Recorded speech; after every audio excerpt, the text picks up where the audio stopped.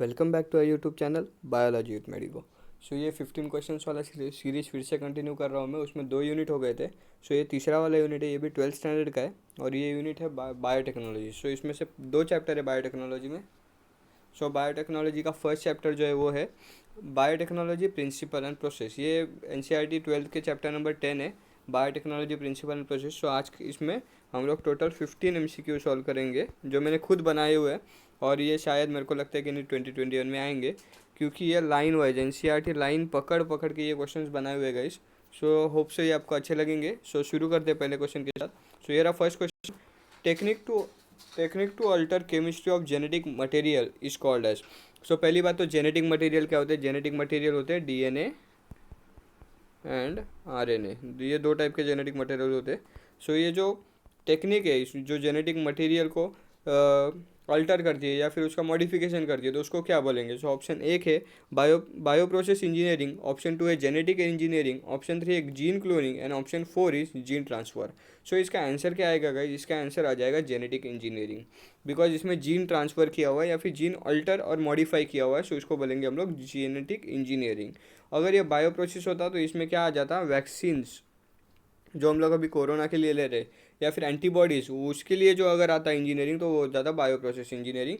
पर इधर genetic material के कारण ये आ गया जेनेटिक इंजीनियरिंग गाइस। अगले क्वेश्चन की ओर बढ़ते हैं।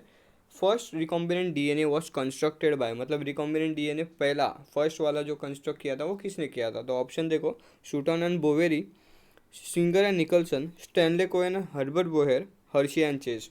सो आपको हर्शी एंड चेस सबको मालूम है किसके लिए? डीएनए के लिए फेमस है ये। Singer and Nicolson fluid mosaic model, fluid mosaic fluid mosaic model. और ये स्टैनली कोहेन और हर्बर्ट बेयर जो है, इन्होंने पहला रिकॉम्बिनेंट डीएनए बनाया था। और पहला रिकॉम्बिनेंट डीएनए किससे बनाया था? इन लोग ने प्लाज्मिड से बनाया था, प्लाज्मिड से बनाया था। तो इसका आंसर आ जाएगा option 3 Stanley Cohen and Herbert Boyer. Option 3 Stanley Cohen and Herbert Boyer. अगले क्वेश्चन की ओर बढ़ते हैं। First recombinant DNA was prepared from which plasmid. अभी प्लाज्मिड तो बोल दिया, पर कौन से प्लाज्मिड से बनाया हुआ पूछा हुआ है इस क्वेश्चन में। सो इसका ऑप्शन देखो, बैक्यूलो वायरस, और कौन सा ईयर में बनाया ये भी पूछा हुआ है। बैक्यूलो वायरस 1872, रेट्रोवायरस 1972, सैल्मोनेला टाइफी 1972, या फिर राइजोपस 1970। सो इसका क्या आंसर आएगा गाइस? इसका आंसर आ जाएगा सैल्मोनेला टाइफी। सैल्मोनेला टाइफी, इससे सैल्मोनेला टाइफीरियम से ये वायरस बनाया हुआ था। फर्स्ट रिकॉम्बिनेंट डीएनए जो बनाया था वो प्लाज्मिड का, और ये बनाया था, किसने बनाया था? कोहेन एंड स्टेनली कोहेन वाला बनाया था, और बेयर ने, हर्बर्ट बेयर ने बनाया था, और ये बनाया था 1972 में गाइस। सैल्मोनेला टाइफीरियम और 1972 आपको याद रखना है। अगले क्वेश्चन की ओर बढ़ते हैं। Cutting of DNA sequence at the specific location is done by. So इसको हम लोग क्या बोलते हैं गाइस? जो cutting of DNA specific sequence है उसको हम लोग बोलते हैं breaking of DNA at specific sequence is called as. हाँ, उसको किससे कट करेंगे? सो ये पूछा हुआ है। सो इसका ऑप्शन है मॉलिक्यूलर सीजर, रेस्ट्रिक्शन एंजाइम्स या रेस्ट्रिक्शन एंडोन्यूक्लियस। ये तीनों जो चीज़ है गाइज वो सेम है। सो इसका आंसर आ जाएगा all of this. Option number 4 आ जाएगा गाइज। सो अगले क्वेश्चन की ओर बढ़ते हैं। The first isolated restriction enzyme is. सबसे पहले रेस्ट्रिक्टेड एंजाइम जो आइसोलेट किया गया था वो बैक्टीरिया से किया गया था गाइज, और उसका नाम है हाइन 2 is the first restricted isolated restriction enzyme. ये क्या करेगा? Cut the DNA at specific sequence, DNA at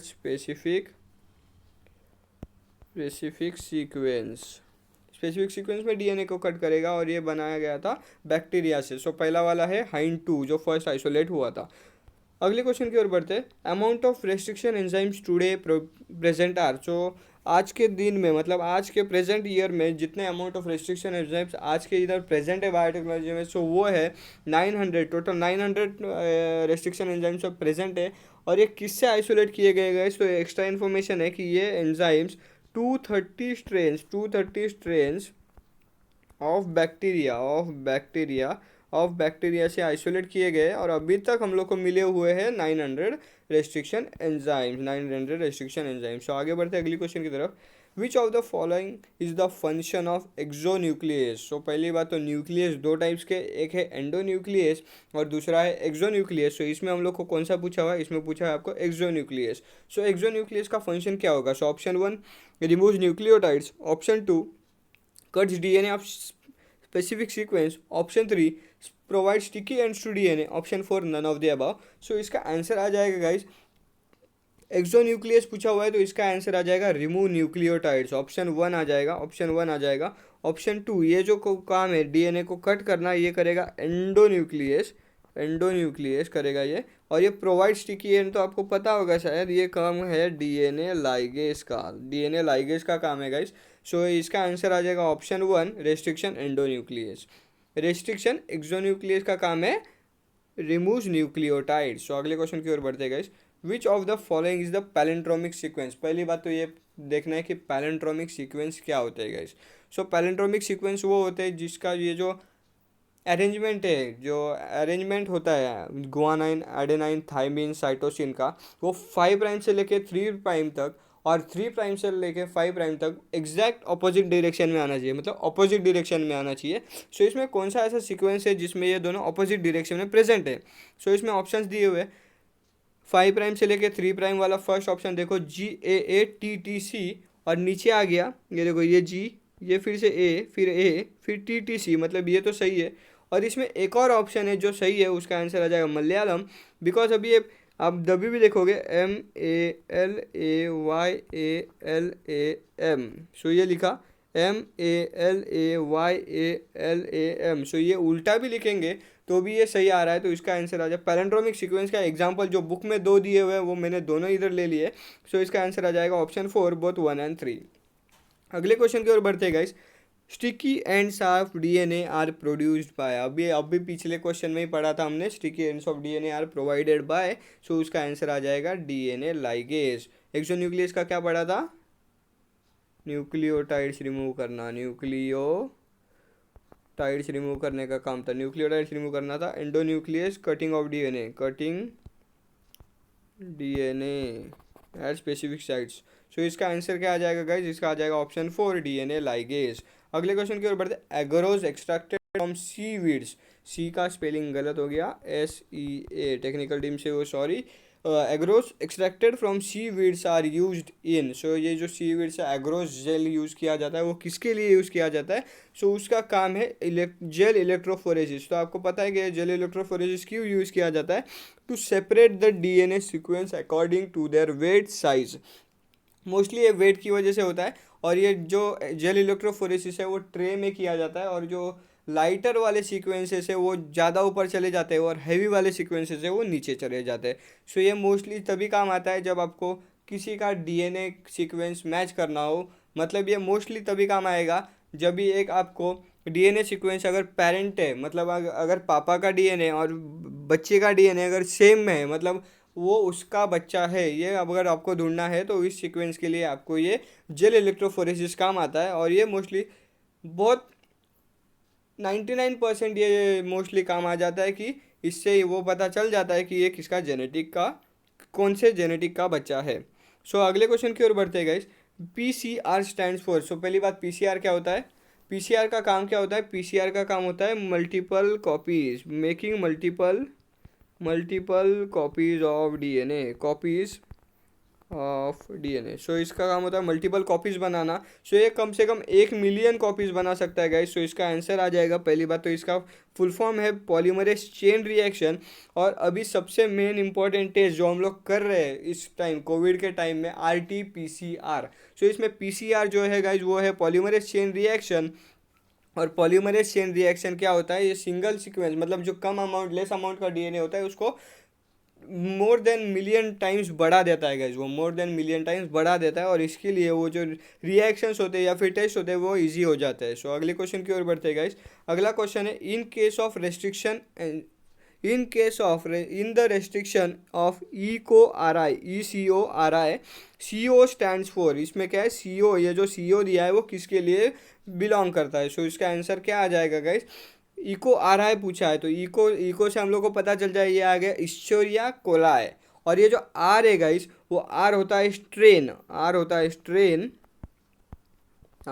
strain, और ये आ गया CO का आ गया इश्चोरिया कोलाई, और E का तो आपको पता है इश्चोरिया आ गया नेम ऑफ द बैक्टीरिया, और ये आई जो है वो है सीक्वेंस, मतलब वो कौन से रोमन नंबर में लिखा हुआ सीक्वेंस है guys.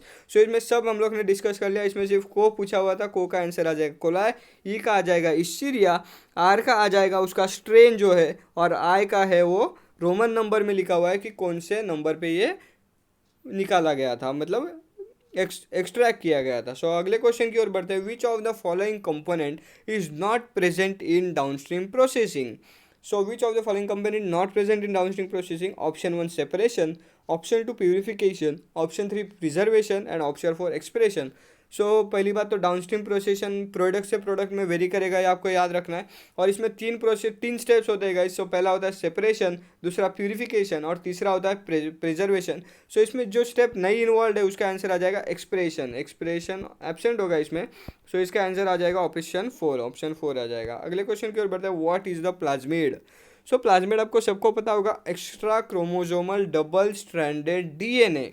Double stranded DNA is called as plasmid. Double stranded DNA is called as plasmid, तो इसका आंसर आ जाएगा option 2।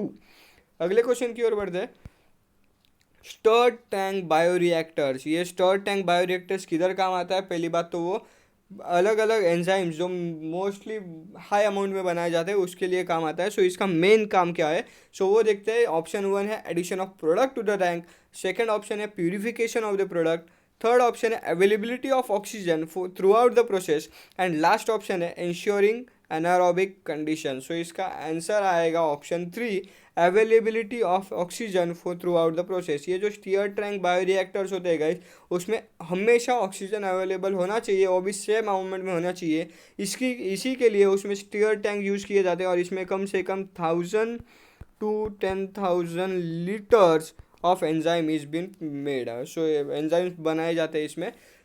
So guys, thank you. For queries and doubt, follow our Telegram channel Biology with Medico, or you may message me on Instagram. My Instagram account handle is Mr. Rajput. And do not forget to all the notifications, and do like the video, share the video, and do not forget to save the video. And at last, subscribe the channel and press the bell notification.